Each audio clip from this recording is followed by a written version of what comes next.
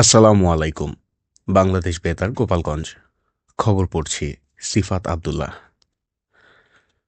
গোপালগঞ্জে মুক্তিযোদ্ধাদের সংবর্ধনা অনুষ্ঠানে মুক্তিযোদ্ধাদের প্রতি সম্মান জানিয়েছেন গোপালগঞ্জ ১ আসন থেকে নির্বাচিত সংসদ সদস্য ও কেন্দ্রীয় বিএনপির সহ সাংগঠনিক সম্পাদক সেলিমুজ্জামান মোল্লা। গতকাল দুপুরে জেলা মুক্তিযোদ্ধা সংসদের আয়োজনে অনুষ্ঠিত সভায় তিনি বলেন, মুক্তিযুদ্ধের চেতনায় বিশ্বাসী রাজনৈতিক শক্তির প্রতি মুক্তিযোদ্ধা সহ জনগণ সমর্থন দিয়েছে।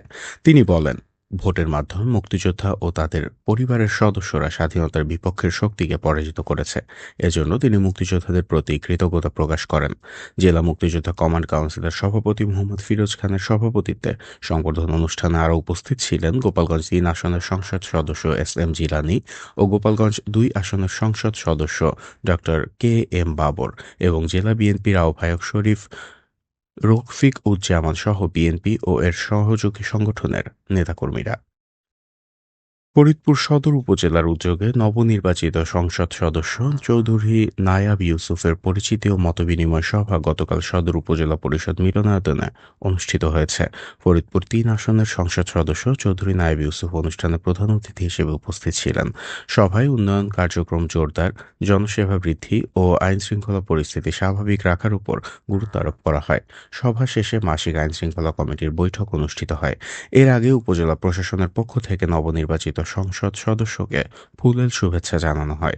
উপজেলা নির্বাহী কর্মকর্তা মিশকাতুল জান্নাত রাবেয়ার সভাপতিত্বে সদর উপজেলা পরিষদের সহকারী কমিশনার ভূমি মোহাম্মদ শফিকুল ইসলাম, কোতোয়ালী থানার ভারপ্রাপ্ত কর্মকর্তা তদন্ত মোহাম্মদ আবদুল্লাহ সিকদার, কৃষি কর্মকর্তা মোহাম্মদ আনোয়ার হোসেন সহ বিভিন্ন ইউনিয়ন পরিষদের চেয়ারম্যানগণ এ সময় উপস্থিত ছিলেন।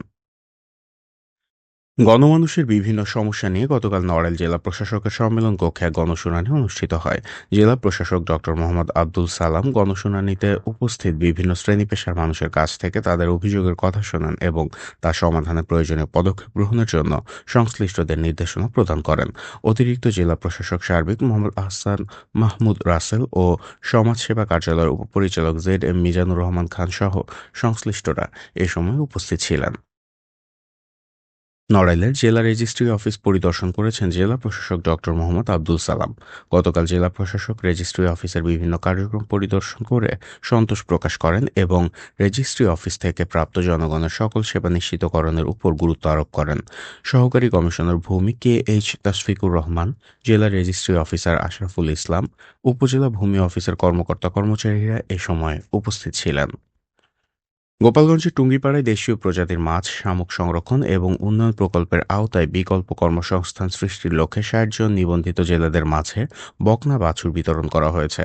গতকাল দুপুরে উপজেলা চত্বরে উপজেলা মৎস্য বিভাগের আয়োজনে বাছাইকৃত ৬০ জন প্রকৃত জেলেদের মাঝে বাছুর বিতরণ করা হয়। জেলা মৎস্য কর্মকর্তা মোহাম্মদ কামরুল ইসলাম এতে প্রধান অতিথি হিসেবে উপস্থিত ছিলেন। উপজেলা নির্বাহী কর্মকর্তা জহিরুল আলমের সভাপতিত্বে সিনিয়র উপজেলা মৎস্য কর্মকর্তা দেবাশিস বাছার, প্রাণী সম্পদ কর্মকর্তা ডক্টর প্রকাশ বিশ্বাস, কৃষি কর্মকর্তা মোহাম্মদ রাকিবুল ইসলাম, দেশীয় প্রজাতির মাছ, শামুক সংরক্ষণ ও উন্নয়ন প্রকল্পের উপপ্রকল্প পরিচালক মোহাম্মদ খায়রুল ইসলাম সহ সংশ্লিষ্ট ব্যক্তিবর্গ এ সময় উপস্থিত ছিলেন। পরে টুঙ্গিপাড়া উপজেলার ৬০ জন প্রান্তিক নিবন্ধিত জেলেদের হাতে একটি করে বকনা বাছুর তুলে দেন অতিথিরা।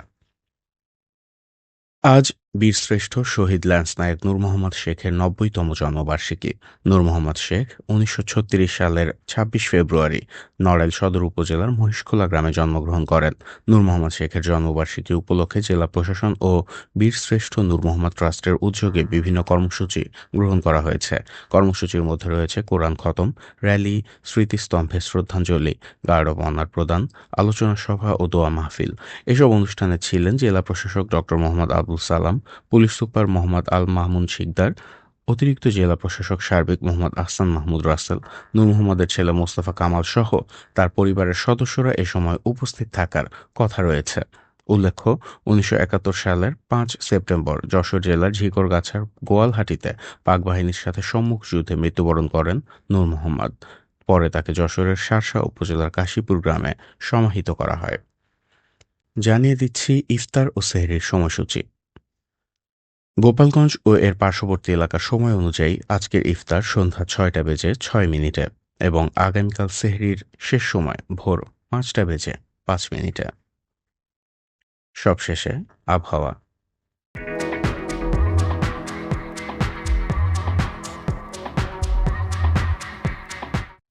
আজ বেলা ১টা পর্যন্ত আবহাওয়ার পূর্বাভাসে বলা হয়েছে দেশের অভ্যন্তরীণ নদীবন্দর সমূহের জন্য কোনো সতর্কবার্তা নেই এবং কোনো সংকেতও দেখাতে হবে না। খবর শেষ হলো। আমাদের পরবর্তী খবর প্রচারিত হবে সকাল ১০টা বেজে ৩০ মিনিটে বাংলায়।